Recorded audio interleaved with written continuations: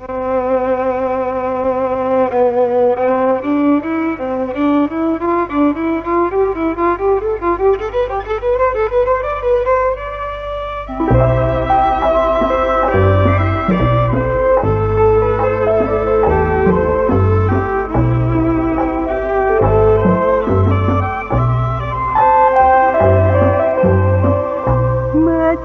រឡាំងប្រជាងងឹតធ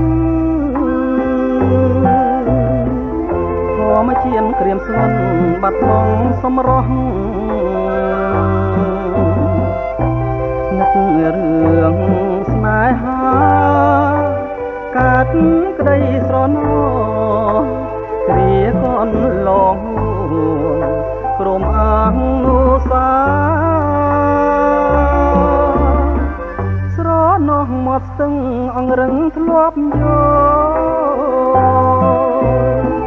ចាងឆ្លងស្រមោលក្រោមខែភ្លឺថ្លាស្រ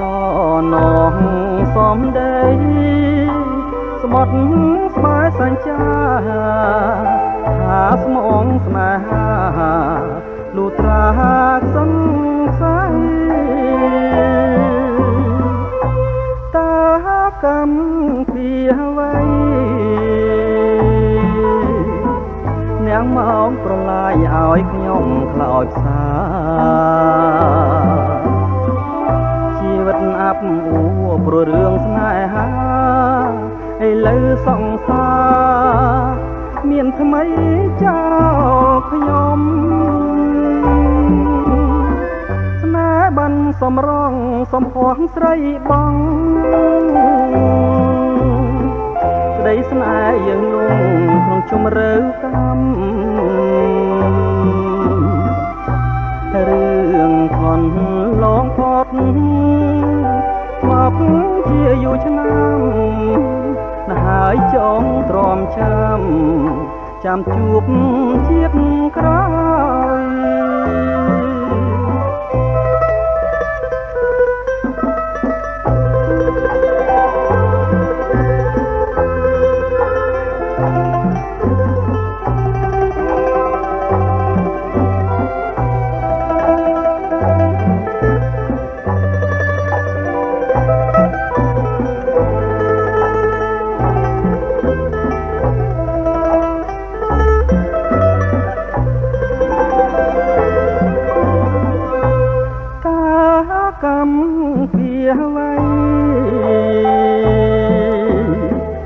នាងមកប្រឡាយឲ្យខ្ញុំខ្លោចផ្សា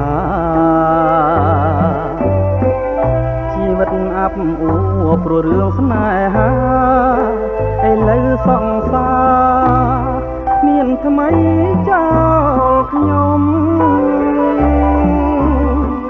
ស្នេហ៍បានសំរងសំភ័ងស្រីបងក្តីស្នេហ៍យើងលងក្នុងជម្រៅកម្មរឿងកូនឡងផុតមកជាយូរឆ្នាំ